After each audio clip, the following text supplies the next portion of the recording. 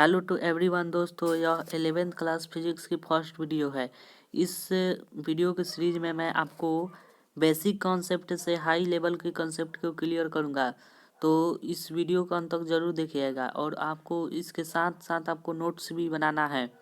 तो जो भी 11th क्लास में स्टूडेंट है और वे हिंदी मीडियम से हैं और Bihar board and other state board के लिए प्रिपरेशन कर रहे हैं, वे मेरे चैनल को सब्सक्राइब कर सकते हैं और अपना प्रिपरेशन को बेहतर कर सकते हैं। तो मैं आपको बेसिक लेवल से हाई लेवल तक की जानकारी उपलब्ध कराऊंगा। तो चलिए बिना देरी के वीडियो को स्टार्ट करते हैं। और आपको अगर वीडियो अच्छा लगे तो इसे शेयर भी करिएगा। भौतिकी को जानने से पहले हम विज्ञान के बारे में जानेंगे कि इसका डिफिनीशन क्या होता है, क्योंकि विज्ञान का ही एक भाग भौतिकी है। तो यहाँ पर देखिए विज्ञान साइंस, इसका डिफिनीशन क्या है, परिभाषा: प्रेक्षण प्रयोगों एवं प्रमाणों द्वारा प्राप्त ज्ञान को क्रमबद्ध ढंग से सुसंगठित किया जाता है, उसे विज्ञान कहते हैं। यानी विज्ञान में आप जो भी प्रेक्षण करते हैं, प्रयोग करते हैं और जो भी आपके पास उससे प्रमाण मिलता है और उससे जो भी आपको साक्ष्य मिलता है, उसके हम क्रमबद्ध ढंग से अध्ययन करते हैं, उसे हम विज्ञान कहते हैं। जैसे कि आप जानते हैं कि कोई भी अगर वस्तु को आसमान की तरफ उछाला जाता है तो वो हमेशा धरती पर आकर गिरता है।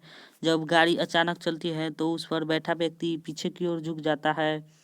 और देखते हैं कि आप हाइड्रोजन और ऑक्सीजन को मिलाया जाए तो जल उससे दोनों से मिलकर बनता है। इन सभी घटनाओं का अध्ययन अगर हम क्रमबद्ध ढंग से करते हैं तो उसे हम साइंस कहते हैं। इसके बाद देखिए कि साइंस जो शब्द है वो लैटिन शब्द सेंटिया से बना है। साइंस जो शब्द है वो कहाँ से लिया गया है, तो वो लैटिन यानी ग्रीक वर्ड है।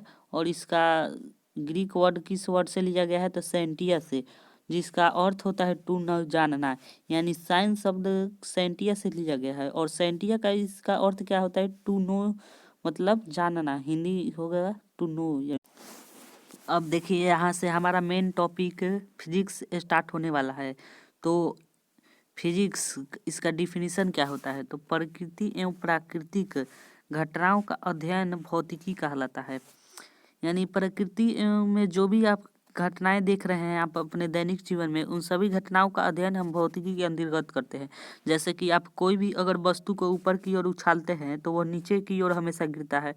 लेकिन अगर हम किसी वस्तु को ऊपर उछालना चाहते हैं तो उसको एक्स्ट्रा फोर्स लगाना पड़ता है। लेकिन हम जब उसी वस्तु को हम ऊपर से नीचे भेजना चाहते हैं तो उसके लिए कोई एक्स्ट्रा फोर्स नहीं लगाना पड़ता है। तो इन सभी घटनाओं का क्या कारण होता है, इसका अध्ययन हम भौतिकी के अंतर्गत ही करते हैं। और भी आप एग्जाम्पल लिख सकते हैं, जैसे कि कोई भी गाड़ी चलती है तो उस पर बैठा व्यक्ति अचानक पीछे की ओर झुक जाता है, या सूर्य ऊर्जा कैसी प्रकाश ऊर्जा में बदल जाती है।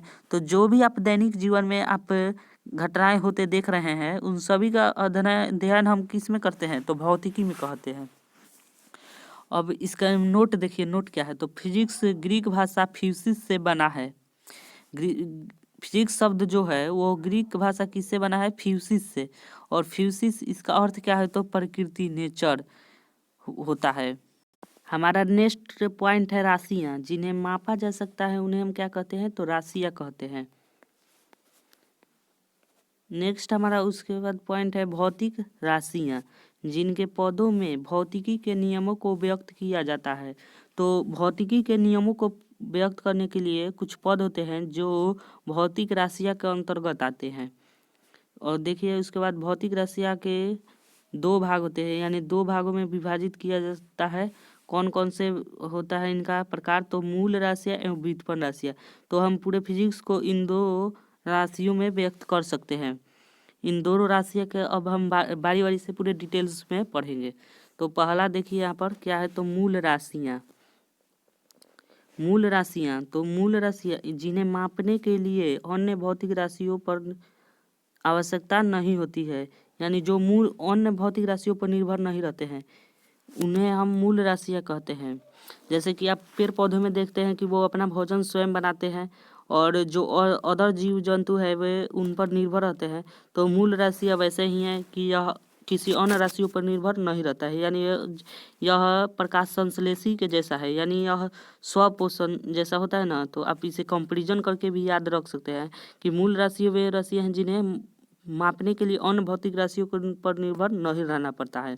तो इसे आप आसानी से समझ सकते हैं। अब देखिए इनकी संख्या कितनी है, तो इनकी संख्या 7 है, यानी मूल राशि की संख्या कितना है, 7 है। अब इन सातों का नाम है यहाँ पर देखेंगे, और इसका एसआई मात्रक यहाँ पर यूनिट इनका क्या होगा। तो सबसे पहला हमारा क्या है, लंबाई, लेंथ। तो इसका एसआई मात्रक क्या होता है, मीटर। मीटर को हम किससे सूचित करते हैं, तो एम से।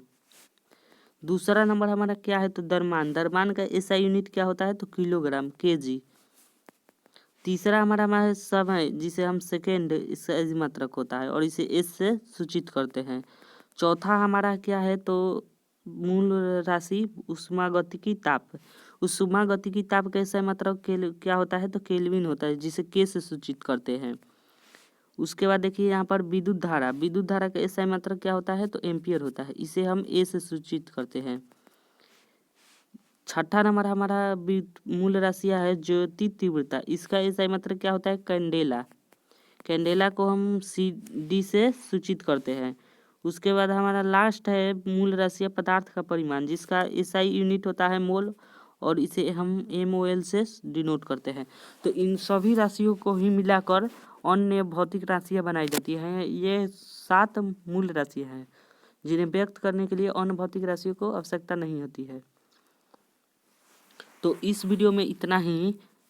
इस वीडियो को आप लाइक करें, और अगर आपको अच्छा लगे तो इसे लाइक करें और शेयर भी करें। तो इसके साथ साथ आपको वीडियो के साथ साथ नोट्स भी बनाना है, तो नोट्स भी बनाएं और अपने प्रिपरेशन को आगे जारी रखें। तो मिलते हैं अगले वीडियो में, लेते हैं एक छोटा सा ब्रेक, मिलते हैं फिर अगले वीडियो में।